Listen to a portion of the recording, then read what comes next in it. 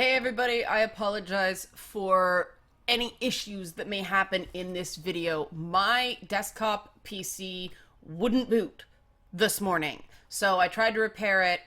It didn't work. I'm resetting it right now, which means I have to reinstall all the programs. I managed to get into the BIOS, but Windows 10 won't boot.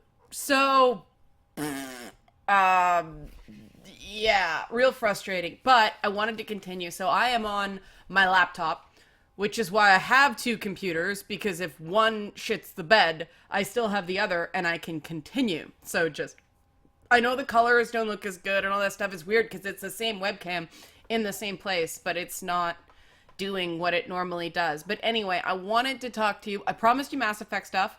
That will happen. Might split it into a second video depending on how long this becomes. But I also want to talk about a couple other things. And this was inspired by the finale of Girls being even worse than I anticipated. I want to be really clear. I'm not a regular viewer of Girls. I stay aware of it because I feel like I have to, because it's feminist, and I'm so glad it's over for that reason, because I completely disagree that the show is at all feminist, and I'll get into why. I made notes, but I cannot describe how glad I am this show is over, because I don't have to pay it any more attention now.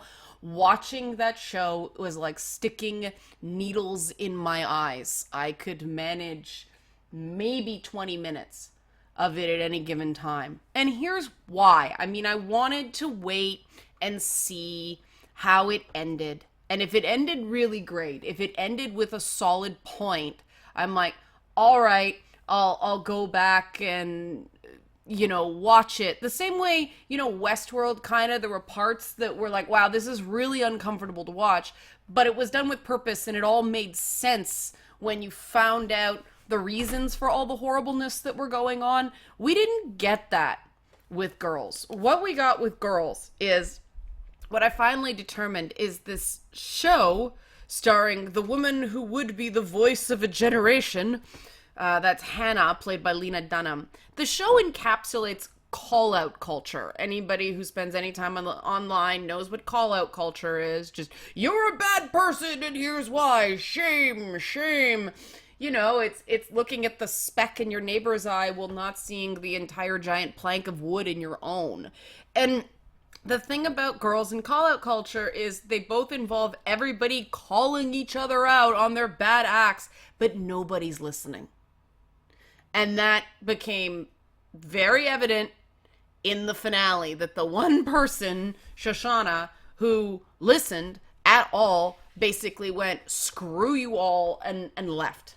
Just broke off the friendship, essentially. She wants better than what this circle jerk of pathos group can provide her. And really, that's all you can do when you find yourself in a group of call-out culture. You have to leave, because nothing gets done when everybody's looking to pick out each other's faults. Your friends do not point out everything that's wrong with you. Your friends help you become aware of your strengths as well as your weaknesses. And that didn't happen on Girls. Girls was a show that was never quite real, never quite self-aware, and never quite embedded in New York. I thought it was really interesting that, Hannah and Marnie and her mother end up in upstate New York, because that's probably where the show should have been from the beginning. I mean, it never would have flown on HBO. It has to be in a major urban center or robot theme park. Westerns are okay, but you can't not be in a major city on HBO for some weird reason, unless you're fantasy. But it really was very much more a show for upstate New York. It's a very, very white show. And that show got criticism from the beginning. Go easy, guys, on this. This isn't just raw identity politics. I'm not criticizing it for being a white show. It's important to what happens in the season finale. And this is one part of it. Okay. Take a show starring a black or Latina woman, okay? Which ends up with the main character as a single mom having given up on her dreams, moving in with her mom and her friend, and being ultimately miserable and worthless. Yeah, this would send a very different message if Lena Dunham's character wasn't white. And this is what makes, to me, the fact that, oh, I'll get to it later. I'm trying not. I haven't quite processed this one thing that's really bugging me, and I'm gonna go kind of easy on it because I'm not sure I'm done protesting. You know me, something bothers me, I have to figure out why. I don't just go, this is dangerous, because it bothered me. I'm still chewing on it, but moving on. The Around season 2, they kind of established the idea that Hannah just wants to be happy. She really doesn't want to be the voice of her generation. But what she's aiming for, what she's persistently aiming for, is superiority. And if I thought the show was more self-aware than I do, that's a lot of SJW self-awareness right there, right? I mean, these characters are SJWs. They are. Wanting to be a voice of a generation, that's social justice warrior territory right there. Not wanting to be useful, wanting to be important, wanting to speak for other people. That is the mark of an outrage warrior. But, you know, Hannah ends the show in a place that I think officially now marks the show as false feminism. The title of the show is perfect. It's called Girls, because the girls that remain on the show never become women. And that's completely counter to to the feminism I understand, at least. The place modern feminism still has a use isn't just wearing pink cat ears at abortion rallies. That's a shining example of how myopic the movement has become on this issue and many others. And that causes it to fail in a lot of ways, because modern feminists and modern feminist organizations often play not to lose instead of playing to win. And that's what the characters on Girls, I found, ended up doing as well. They, like much modern feminism, like the dork side, can tell you everything that's wrong with the patriarchy and every way that it's against you, where these tropes are versus women or anything like that. But they have absolutely no advice regarding how to overcome it. And this creates the precise form of, I've called it, quitter feminism. Hannah is a quitter feminist. That's what you see in her. She talks a lot. She doesn't really do much, but, excuse me, look for approval through cheap sex. I said it. You know, I'm not going to apologize for that. Girls was an exercise in showing why Hannah was never going to be the voice of her generation. And the fact that this is surrounding girls, it's surrounding women, is really cause for concern. Why can't one character have gotten a win? Oh, because that's not the patriarchy. That's the only way this fits in feminism. I don't think it fits at all. What pisses me off about Girls is Hannah isn't even in her out of her 20s, and she settled for that stable job and a baby born, this is the part that bothers me, through a hookup with a black guy. And to me, that just, the baby, she names the baby Grover. She named the baby after a Muppet. This is not a child. This is a millennial fashion accessory. Just drove me crazy because, you know, Dunham has gotten in a lot of trouble because of race. The show has gotten in trouble because of race. And I don't know if this is a way of answering that or whatever it was, but using a black man for his DNA does not make you deep. Just, it's objectifying. The baby doesn't have a father. The baby has a sperm donor that offers to be involved, and she says no. Like, I know that's going for modernity, but it falls flat considering the mom, Hannah, is still fighting with her mom. And that's one page. We're a third of the way through this, guys. Okay? Girls ends with a heavy implication that biology is destiny, which is decidedly anti-feminist. The episode is called Latching and focuses around this breastfeeding metaphor, which there's nothing wrong with that handled properly. But this link between baby and the end of Hannah's dreams is really, it's depressing and it's decidedly anti-feminist. Hannah lands right in Betty Friedan's feminine mystique. In her quest for happiness, Hannah ends up having a baby and slumping into financially comfortable misery.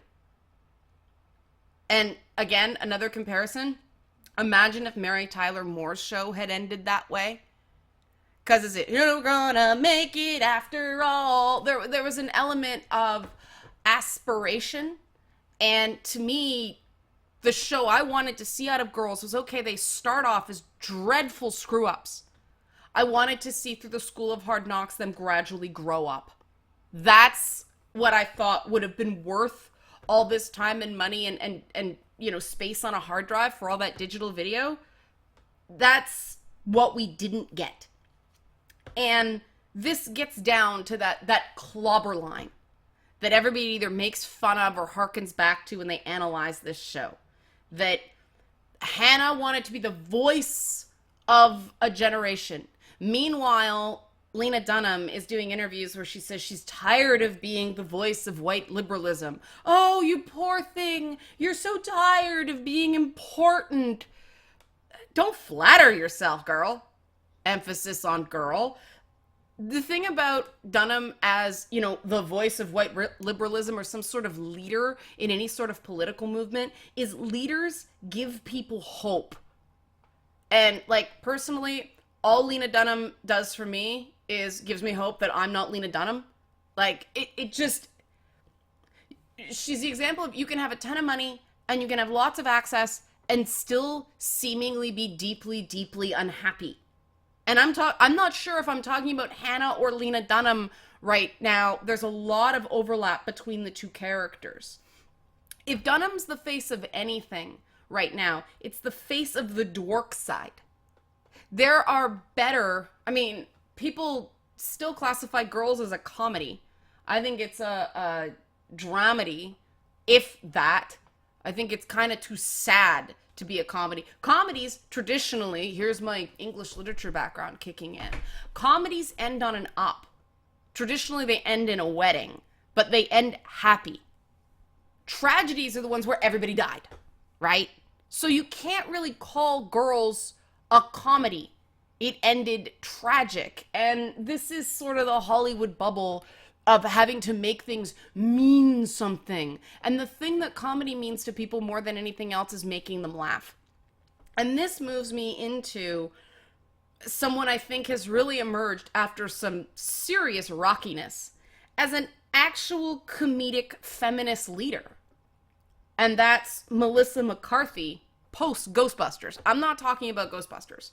Ghostbusters was a massive miscalculation. Since then, Melissa McCarthy has risen just on pure talent into the hearts and minds of America by impersonating a particular man on TV. I'm talking about her Sean Spicer portrayal on Saturday Night Live.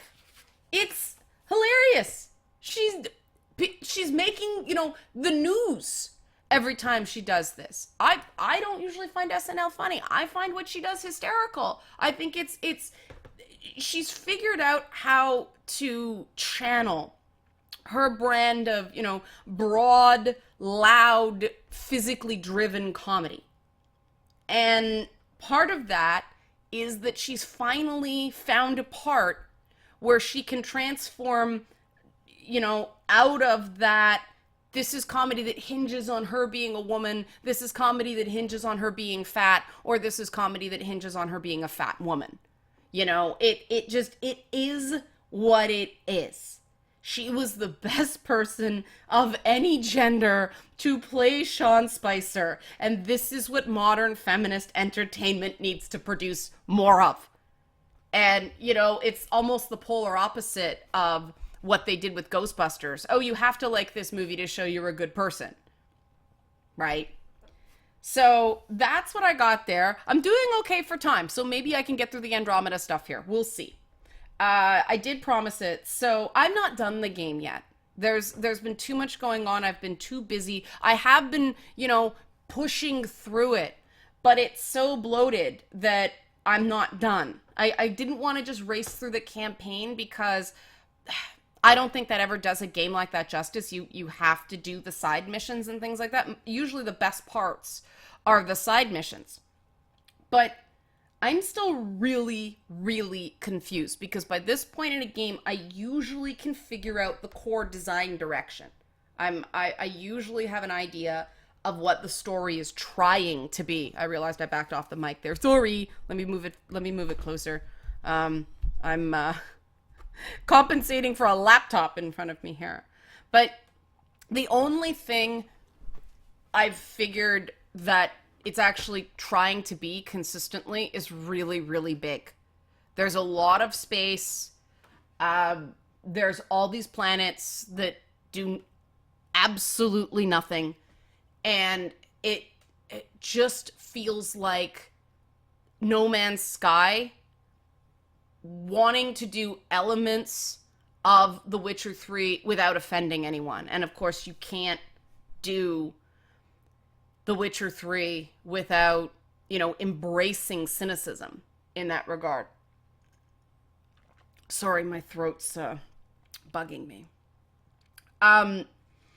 So what we end up getting in Mass Effect Andromeda so far is this really uncomfortable colonialist human savior fantasy with a side of schizophrenic environmentalism. And what I mean by that is you're terraforming these planets to make them more habitable for humans. The Krogan are doing just fine on their homeworld, but oh no, we gotta come and make it better for us. But then you're mining all over the place. And, Canada has an element of mining economy. You see from the air what these massive mining operations do to the landscape on Vold, the ice planet, kind of like Hoth. You're pulling the ice off the planet to ship water to other planets. And then there's one choice where you have to choose between, basically fracking, mining a natural gas deposit, or getting water. And I got scolded by the Krogan, Nakmor Drak, for, the environment's really gonna love that. First of all, we're mining all over the place. Why do I care? Second of all, why does a Krogan care? They have 4 lungs, 4 testicles, they're relatively radiation immune, they can live anywhere. This is, I got 99 problems, but living space isn't one. Krogans can manage anywhere. And I think that's just because they didn't write reactions based on the characters. It was the same line for everybody, whether it made sense to the character or not. And the whole experience to me so far has been a cautionary tale of a developer not being able to see the forest for the trees. And, yay, okay, we're 2/3 of the way through, yay. Because I did a small list right off the top of my head. I took 5 minutes to sort of show the misses, the big blind spots in this thing. Because I'm sure everybody knows by this point that we tend to get hammered over the head with, I'm not going to go so far as to call it political correctness, but definitely some progressive lectures on behalf of BioWare as a company, EA about its BioWare brand, and, various developers doing well-regarded talks at GDC about, inclusion in video games for women and minorities and all that stuff. But meanwhile, we have this game where it's full of indigenous resource appropriation. When you colonize a place where there's an indigenous population and you take their resources, that is resource appropriation. That's what they did to the First Nations people here. They moved them away from mines so that they wouldn't have to do deals with them to exploit those mines. It was gross and it was not fair, and I don't know why a so-called, social justice company would go there. It just seems like such a blind spot. But then again, it's shamelessly colonialist. You don't have a choice whether to basically colonize a planet or find a way to just sort of, become part of the existing culture. I'm blanking on the word right now. Instead of setting up your own city with your own culture and all that, live among the Angarans and the Krogans. Assimilate. That's the word I'm looking for. You don't have the choice to assimilate in these games. And then there's a lot of tokenism and really kind of weird things that way. The whole trans person thing, that I missed that they were a trans person at first, I think because I was skipping through dialogue. But you think they would have learned, like, yet again, somebody's talking about why they chose their name. I'm sorry, the first conversation you have with a transgender person isn't, why'd you pick your name? You usually don't know they're transgendered the first time you talk to them, unless, they are there to represent. It's just, after the whole Dragon Spear, was that it thing, they should have gone in there and fixed that. But there you have it. There was also this weird exoticization of religious people. There's this one character, Suvi, on the Tempest, who is apparently the only religious person there, which I find really hard to believe. Like, okay, there's a lot of scientists, yes, but there's also a lot of military personnel. And with, all the different alien races that have their own religions and things like that, why this progressive conceit that religion would be mostly eradicated in spacefaring humans?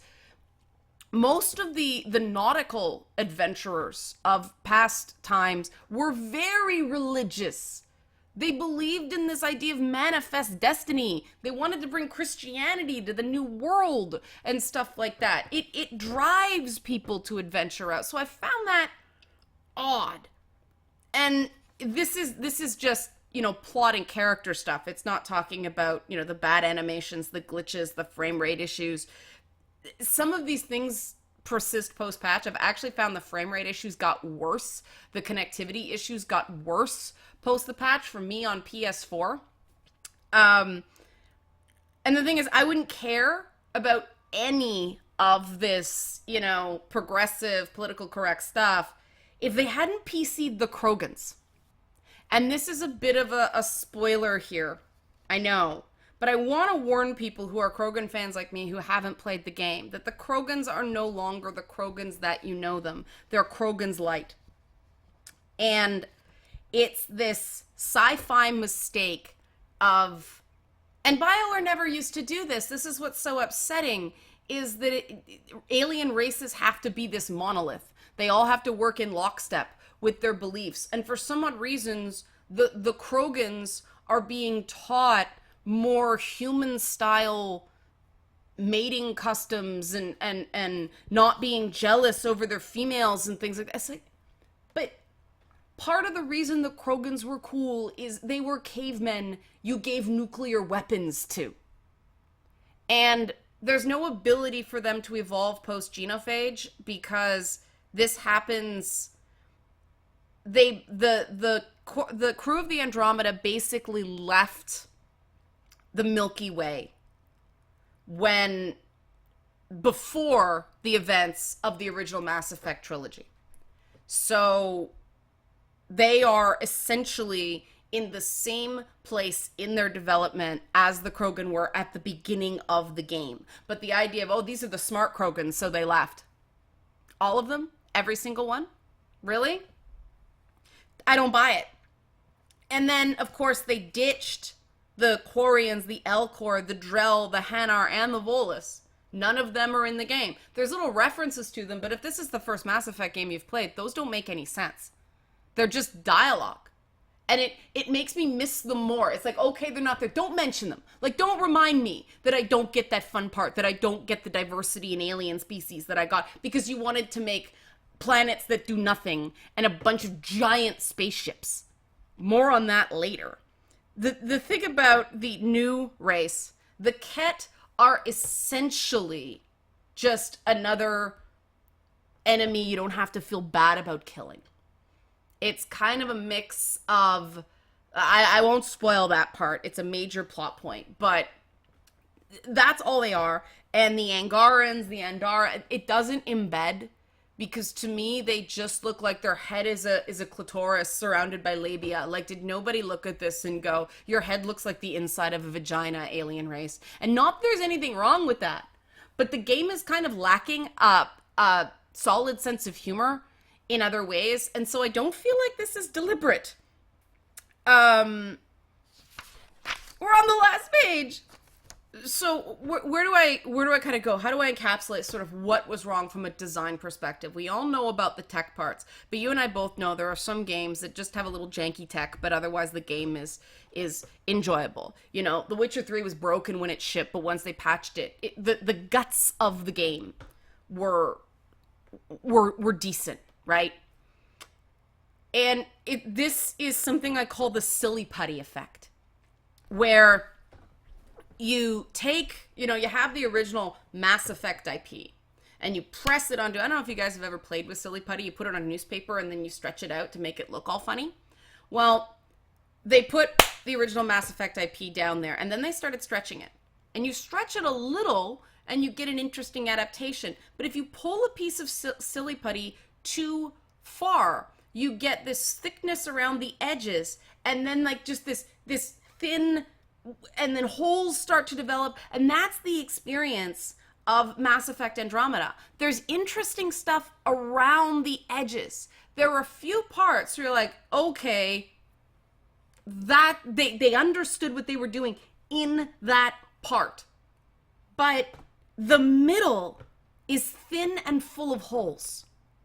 And this is what happens with these games that become open world games because it's trendy to be an open world game, not because you actually enjoy making open world games or especially understand how to do it well. It's Crisis on Infinite fetch quests for a lot of the time. And yeah, things happen on those fetch quests. However, it's the combat is very, very repetitive, and because it's optimized for like multiplayer console, like real-time gaming, you don't get the wheels, so you can't use different powers to come up with cool combos. You only have 3 at any given time. It's really, really disappointing. And in general, Mass Effect Andromeda is just empty, frustrating, and boring.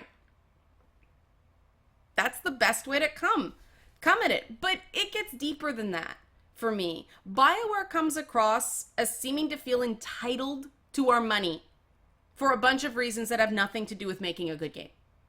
And this infuriates me. I'm sure it's not true across the company, but somebody somewhere, probably at the EA level, was like, just push it out. We'll patch it.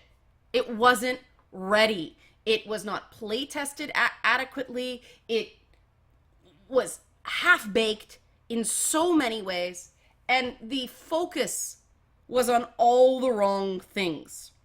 The Mass Effect franchise used to be socially aware space opera with good characters and gameplay just, I won't even call it good, just adequate enough to not get in the way of a really good interactive story. But now it plays like a bunch of millennials wrote a bad fan fiction and then got millions to make it into a game that totally misses the point. So, what's the moral of the story? Beautiful environments, which there are many in Mass Effect Andromeda, but beautiful environments don't matter if your characters and story aren't memorable. More the characters than the story. But also, if your gameplay is just repetitive and just gives you variations on the same four monsters over and over and over again, it doesn't matter how pretty your backgrounds are. People start tuning it out because you're focused on the things you have to interact with. And the way the sort of physics work, the way the what the heck do they call it? The Nomad drives on sand and ice and all that stuff. That's quite cool, but that's nothing new in this day and age. The things that make a BioWare game weren't there this time around. The character voice wasn't there. The really interesting alien races that you could immerse yourself in weren't there. It just feels like people inherited this franchise and thought they understood the Mass Effect universe, but were really just trying to copycat more popular games. You know, everybody name drops The Witcher 3 now, but I don't see the slightest bit of that game in this. I see a lot of No Man's Sky. And the cities weren't dynamic. Everybody's just standing around. You go into a Krogan city and they're just standing around. And I know the bad guy is supposed to have menace, but it just doesn't. So that's my thoughts on Andromeda. Like I said, it's not finished, but I promised you guys I'd get this, and I'm going to be fighting with this computer because sadly the reinstallation of the operating system apparently did not fix the problem. So now I am a complete loss.